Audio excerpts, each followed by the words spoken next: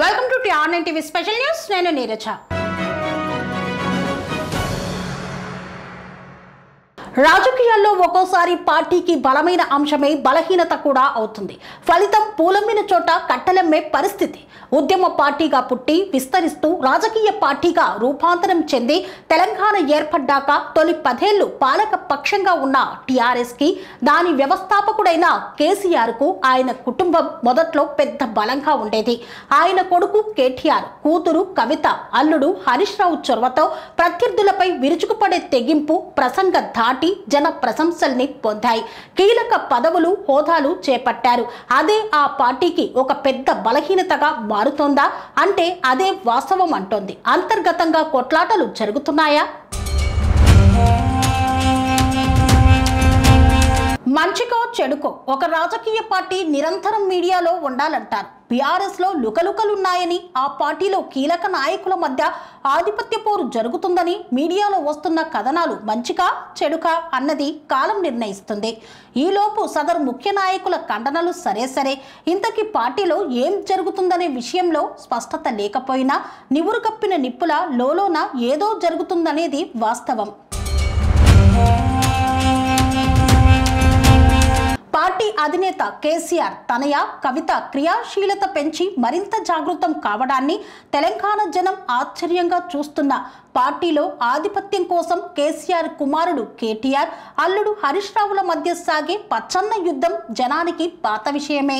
కుటుంబ పెద్ద కేసీఆర్ పక్షపాత ధోరణి కూడా ఇందుకు కారణమే. 2 కత్తులు ఒక వరలో ఇమడవన్నది రాజకీయాల్లోనే ఎక్కువ మార్లు రుజువైంది.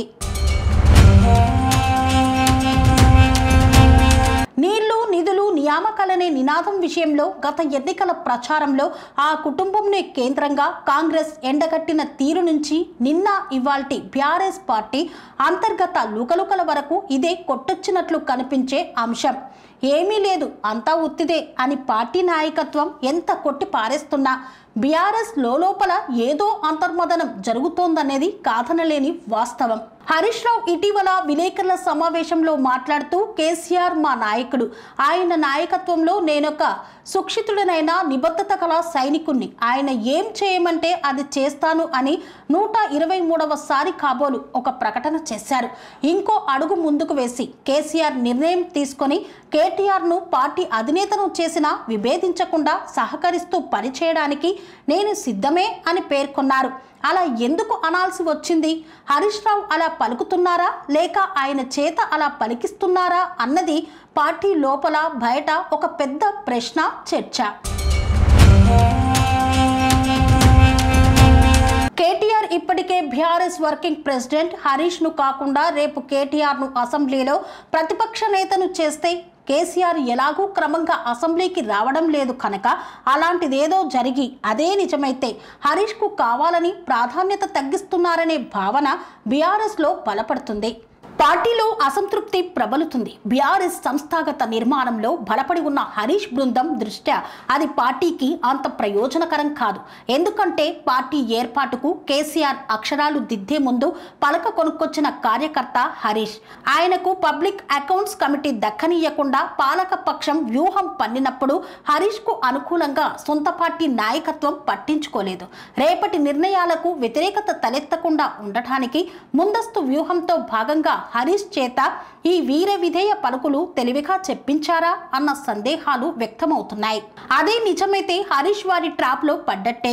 దానివల్ల ఆయన బలహీనపడే ఆస్కారం ఉంది.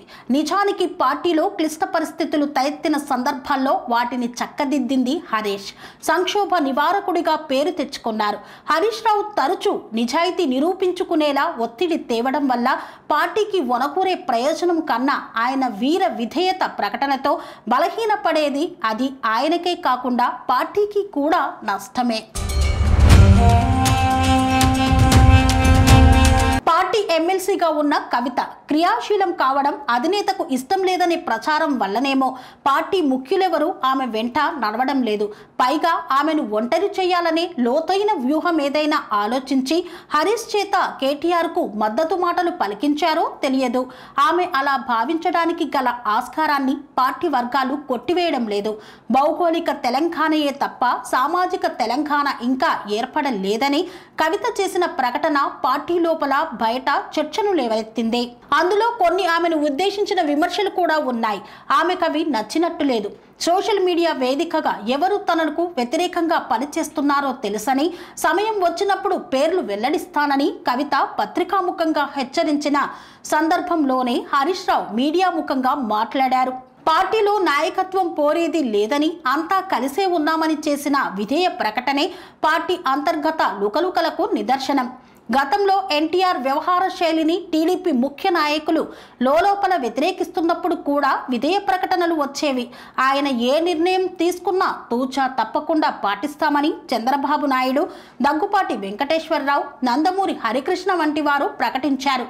అంతే తప్ప నాయకత్వ పగ్గాలు లక్ష్మీ పార్వతికిచ్చిన కిమ్మనక పనిచేస్తామని పలికించే సాహసం వ్యూహకర్తలు చేయలేదు, వీరు పలకలేదు. పార్టీలో ఇప్పుడు అంతర్గతంగా జరుగుతున్న పరిణామాల్లో దేని వెనుక ఎవరి ప్రయోజనాలు ఉన్నాయన్నది బోధపడటం లేదు. అంతిమంగా పార్టీ ప్రయోజనాలు భంగపోతున్న విషయాన్ని ముఖ్యులెవరూ గుర్తించినట్టు లేదు. వరుసలు, బంధాలు, బంధుత్వాల రీత్యా హరీష్, కేటీఆర్, కవిత ఎంతో దగ్గరివారే. కానీ ఒకరి నీడను మరొకరు నమ్మనంత అనుమానాలు, అభద్రతా భావనలు ఉన్నాయని వారిని దగ్గరగా గమనించే పార్టీ వర్గాలే చెప్తాయి. పార్టీలో లుకలుకల గురించి బయట ప్రచారం జరుగుతున్న వేడిలోనే కేటీఆర్ స్వయంగా బావ హరీష్ రావు ఇంటికి వెళ్లి కలిశారు. గత కొంతకాలంగా ముభావంగా ఉంటున్న ముక్తసరిగా కలవటం తప్ప ఇద్దరు చేయి చేయి కలిపి పార్టీ నిర్మాణాత్మక కార్యకలాపాల్లో పాల్గొన్నది చాలా అరుదు. వరంగల్లో ఇటీవల జరిగిన పార్టీ రజతోత్సవ ప్లీనరీ వ్యవహారాలు చూసే బాధ్యతను కేసీఆర్ మొదట హరీష్ రావుకు అప్పగించారు. తర్వాత ఏం జరిగిందో కేటీఆర్ అంతా తానయ్యారు. ప్లీనరీ కటౌట్స్, హోర్డింగ్స్, పోస్టర్లలో కేసీఆర్, కేటీఆర్ తప్ప మరొకరి ఫోటో కూడా లేని పరిస్థితి పార్టీ శ్రేణుల్లో ముచ్చటకు ఆస్కారం కల్పించింది. ప్లీనరీ ముగిసిన తర్వాత మే నెల మొదటి వారంలో కవిత తన తండ్రి పార్టీ అధినేత కేసీఆర్ కు ఒక లేఖ రాసినట్లు తెలిసింది. ప్లీనరీ ఉత్సవాల మంచి చెడుల్ని ఆమె అందులో మనసు విప్పి చెప్పినట్లు సమాచారం. తానొక 45 నియోజకవర్గాల్లో తిరిగినప్పుడు తెలిసి వచ్చిన అంశాల్ని ఆమె అందులో పొందుపరిచినట్లు తెలుస్తోంది. కానీ తండ్రి తనయులు పరస్పరం ముచ్చడించుకోవడం కాకుండా ఉత్తరాలు రాసుకునేంత ఎడం వారి మధ్య పెరిగిందా అనే ప్రశ్న తలెత్తుతోంది. ఆమెలో ఏదో అసంతృప్తి రగలటం నిజమని బీఆర్ఎస్ సగటు కార్యకర్త భావిస్తున్నారు. ఉద్యమ కాలంలో వ్యూహాత్మకంగా కేసీఆర్ మౌనం వహించిన, అధికారంలో ఉన్నప్పుడు ఆయన ఇష్టానుసారంగా వ్యవహరించినా చెల్లింది. కానీ ఇప్పుడు బీఆర్ఎస్ ప్రతిపక్షంలో ఉంది. 2023-24 రెండు వరుస ఎన్నికల్లో పరాజయం పాలైన బీఆర్ఎస్ ను ఇక పైకి లేవకుండా తొక్కేయాలని పాలక పక్షం కాంగ్రెస్ యత్నిస్తోంది. రాష్ట్రంలో ప్రత్యామ్నాయంగా ఎదగాలని ఎత్తుగడలు వేస్తున్న బీజేపీతో ప్రమాదం మరో వంక పొంచి ఉంది. పార్టీలో ఏది ఎలా జరిగినా చెల్లుబాటు అవుతుందని ఇప్పుడు భావించడం ఆత్మహత్య సదృశ్యం. సర్వశక్తులు కూడగట్టుకొని ప్రత్యర్థి పాలక పక్షంపై పోరాడాల్సిన సమయంలో పార్టీ నాయకుల మధ్య అంతర్గత స్పర్ధలు, కొమ్ములాటలు బీఆర్ఎస్ మనుగడకే ప్రమాదమని నాయకత్వం గ్రహించాల్సిన సమయమిది. వీటన్నింటికి ఫుల్ స్టాప్ పెట్టగలిగేది, పెట్టాల్సింది ఒక్క కేసీఆరే. రాజకీయాల్లో ఒక్కోసారి పార్టీకి బలమైన అంశమే బలహీనత కూడా అవుతుంది. ఫలితంగా పూలమ్మిన చోట కట్టెలమ్మే పరిస్థితి ఏర్పడుతుంది. ఉద్యమ పార్టీగా పుట్టి విస్తరిస్తూ రాజకీయ పార్టీగా రూపాంతరం చెంది తెలంగాణ ఏర్పడ్డాక తొలి 10 ఏళ్లు పాలక పక్షంగా ఉన్న టీఆర్ఎస్ కి, దాని వ్యవస్థాపకుడైన కేసీఆర్ కు ఆయన కుటుంబం మొదట్లో ఒక పెద్ద బలంగా ఉండేది. కేసీఆర్ కుటుంబంలోని ఆయన తనయుడు కేటీఆర్, తనయ కవిత, మేనల్లుడు హరీష్ రావు వంటి వారి చొరవ, ప్రత్యర్థులపై విరుచుకుపడే తెగింపు, ప్రసంగ ధాటి జనం ప్రశంసల్ని పొందాయి. కీలక పదవులు, హోదాలు వారు చేపట్టిన వాటికి జన ఆమోదం లభించింది. రాను రాను పార్టీకి ఆ కుటుంబమే ఒక పెద్ద బలహీనతగా మారుతుందా? చూడ్డానికి ఇది సాధారణ ప్రశ్నగానే కనిపిస్తుంది, కానీ కాస్త లోతుగా పరిశీలిస్తే విషయం బోధపడుతుంది. కన్స్ట్రక్షన్ రంగాలలో దశాబ్దపు అనుభవంతో కస్టమర్ల మరియు శ్రేయోభిలాషుల మన్ననలను నమ్మకాన్ని గెలుపొందిన సంస్థ విఆర్ఆర్ కన్స్ట్రక్షన్స్. నాణ్యతకు నమ్మకానికి మారుపేరు విఆర్ఆర్ కన్స్ట్రక్షన్స్.